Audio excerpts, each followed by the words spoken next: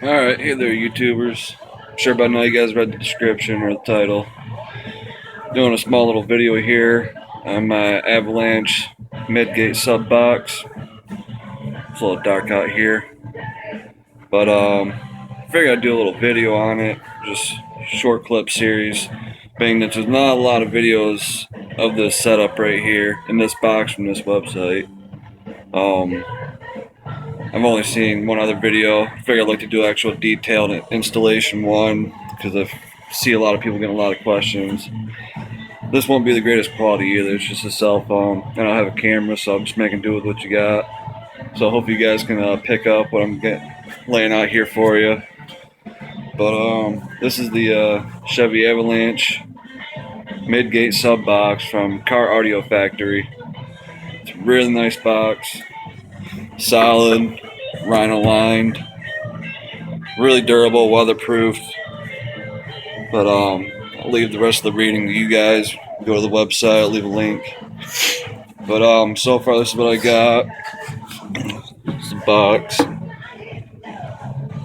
And there's right there. A lot of the times people miss these. I did at first. But these are actually the back bolt patterns. They're really covered up with the rhino liner coating or the polymer coating. Especially when I got to the front part, these holes were completely filled, except for one, and I had to look really hard to find it. And when I first got it, I thought I was going to have to pilot holes and drill it all the way through until I realized I saw the back part. I'm like, oh great, so I just had to find the holes, just use the drill, and got a bunch of bits, but you just match your drill size with about what your bolt size is. It comes with everything, and you just kind of find a hole, or even if you got something long to stab through the back hole, just clear it out, and you just got to clear it out real well so you can get the bolts to fit in there. Do it ahead of time, it really saves you a lot of hassle before you're about to mount it. But so far I got subs mounted. I got two 12-inch Kenwood Performance Series subs. That's what I'm running, and I got those mounted in already. So I just figured I'd pick up from here. I'm sure most of you guys know how to mount subs into a box. If not, you can find another video on it. But I'll go ahead and show you where I'm about to start off now from in here. Got to start removing this bad boy. If you guys read the website post, you'll read that you will lose the rear window storage, but who gives a shit when you got subs? But next, gotta remove these bolts down here. Oh, so I get a better angle on that. Yeah. Oh shit. My bad, guys. Alright, there you go. You gotta remove these bolts, connect to the midgate, move this one. They're both 1/2 inch. Then you got to remove, it's going to make it a lot easier in the long run if you completely remove the whole bracket out of the truck and then mount this bracket to the box and then bring it in here and install it. And these bolt patterns down here, these bolts are both 1/2 inch also. So far I just got one removed on this side. I just started doing this. So I'm going to go ahead and stop it here, and I'll pick back up once I get this removed, because I can't really sit here and record the whole time. So I'll be right back. Alright, hey there guys. Figured I'd chime back in real quick and show you my progress and figured give you a couple maybe tips and pointers. Here's one bracket already that I removed from the left side. First, I decided to remove the midgate first. Just remove this from the inside first. Comes out pretty easily, just simple unbolting it, socket wrench. This is the side I removed it from. I already moved out of there. Working on that one. I figured I'd show you guys something, just give you heads up, little tip. When removing this bracket, like I said earlier, it's a 1/2 inch. So I removed midgate first from here, And as you do remove it, this thing is a bit spring loaded. It'll come forward on you. It's no big hassle though, it's fine. But when you go to remove the bracket from here, this one's quite simply forward put. Just unbolt it. 1/2 inch using a 3/8 bit extender, sorry. And but once you get to this one right here, like I said, being that this springs out a little bit, it's on a bit of an angle now, so you can't get directly on top of it. So if you use an elbow socket, works like a champ. Just figured I'd show you guys that. That way, before you run into it yourself, if you don't have an elbow socket, just try and bend it as much as you can if you have a buddy with you. I figure you can still get at it pretty well. It's hard for me to do this with 2 hands and holding the camera at the same time. Just bend this, but it's not too much of a pain. Like I said, if you got an elbow socket, it makes it real simple. I already got this one partially unbolted. Oh, there's my sub right there. My amp, I'm sorry. There you go. But yeah, already got this one partially done. But just like that, it comes right out. Bastard, it's locked. Yep, like a charm. Alright, well, I'm going to sign back off right here so I get this going through a lot faster. I'll come back on, let you know my progress back here. Just show you guys one more step that you gotta take in getting this gate set up. Gotta remove these latches from the factory midgate. Actually has Torx bits. I actually cannot find mine. Kind of frustrated I couldn't find them, but if you find the right size Allen wrench, works perfect. This is a 5 and 32 seconds. Pretty sure if you find anything else, if you don't have a Torx, anything else that's close enough will work just fine. But it just comes right out. I already broke it loose and took the other one out, but these things come out like nothing else, no problem. And I already took the other one out down there too. So far all this is coming along pretty nice and easy. I think about the only hassle is going to be when putting this big heavy bastard in. Yeah, I have to got a buddy to help me for that one. Yeah, definitely second hand helps there.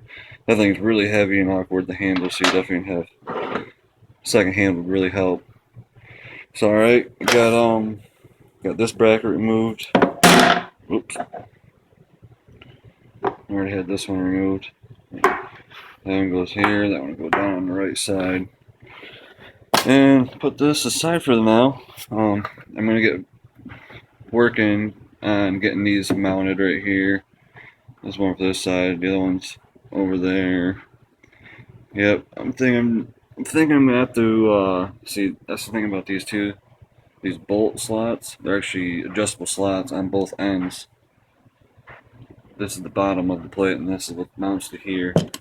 So I think actually what I'm gonna do is probably bolt this as close as possible.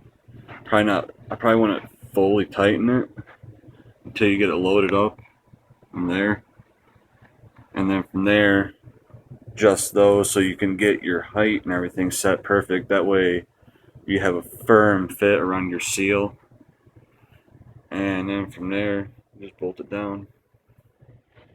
Alright, I'm gonna sign off. I'll be right back. Alright guys, back here again with the finished installment. I meant to cue back in a couple more times just to show you a couple of the other little things to mount up, but it started getting late and I wanted to hurry up with it and get it put in, and have my buddy help me put it in too. But yeah, this is the finished setup. Got bolts down here, bolted back in. What I did first is, like I said, I took this whole bracket out and I screwed it to the sub box first, and I left these bolts loose. And then carried it in, and I brought it in. It's easy to bring it in, flip it face down, then kind of swoop it back into here and line these bottom bolts up, and then kind of lift it and close it into place. Then you can get these things started with the nuts, and then eventually Like I said, they're adjustable, and you have to adjust it from left to right to get your line up on the sides. As far as after I got it in here, there was no adjusting on the up and down part of this side. It pretty much is right straight fit. But yeah, another thing I was gonna show you guys is these brackets right here. Yeah, like I said, you remove these from the factory gate, and they give you a set of like Phillips wood screws, and you go ahead and just screw these in along with the original ones. And also, when you take these off, like there's a spacer. You use that same spacer from the factory gate too. And probably getting a bad video, but another key thing that helps out when you're mounting these is you put this forward first and get these like lined up. And it's nice if you have like a white paint marker or something other than black, or even a knife just to cut it and notch it. But like line this up first and get it centered with the locking mechanism. Then use whatever you're going to use and line it up, notch it on each side so you have a good lineup. And another good thing is too to get a nice firm, secure fit along this seal. Mount these brackets a little more forward, so that way it has to be shoved in more to get a more tight latch fit. And yeah, it really helps out. That's one thing I noticed when I got the box. It really doesn't come with any installation instructions. The website itself on caraudioFactory.com, they have a little bit of a picture detailed installation, but it's not the most detailed. That's why I did this video. Figure I'd help some people out and just help show the product for anyone else out there with a Chevy Avalanche that likes to rock the subs but need a place to basically hide them, flush away. That's one thing that's really nice is this. They're recessed in by this lip, so you got plenty of flex room when they're behind the seats. Yeah, I guess I'll show you guys with it folded down real quick. Folds right forward. Bada bing, bada boom. Perfect. Still got some cab space and everything. Yep. This is where the bolt comes to the back side. When you bolt it in. Yep. Bed of the truck. Yep. Nice box. That's one thing I was gonna throw out there too. Is out of all there are, I believe, a couple other boxes out there, but most people I've seen actually go to audio shops and get custom fitted boxes. And I think in the long run it costs a little bit more too. I'm not exactly sure. But one thing is too is most all the other boxes out there are usually carpeted. Typical avalanches, if you live in rainy conditions, usually there are a little bit of leaks in the bed. So it's really nice that this is waterproof. It's armor coated. So it's really nice, secure, weather fit. Go ahead and finish this video up. I think that's about it. Yeah, it folds forward. Fold my seats back up. Whoops. My flashlight. Fold these up. Got my Kenwood Performance Series amp, 1000 watt, 500 RMS at 2 ohms. The monoblock D class. And fold these puppies forward. Yeah. Gotta love that. All flush behind the seats. But I would turn them on and show you guys right now, but it's 2 in the morning, so I ain't trying to piss off the neighbors. I think I'm gonna do a sound video tomorrow, even though the sound quality on the cell phone is piss poor. I think that about wraps it up. Can't think of anything else. I know this ain't the most fully detailed video, but it's better than most out there. But if you guys have any questions, just comment, ask. I'll get back with you as soon as I can, give you help. Really good product though. Sounds pretty damn good. I already went for a drive earlier and tuned it in. But yeah, just oh whoops, turn my flash off. But yep, just comment, let me know if you guys need any help. Hope you guys like it. Hope this helps out. Bye.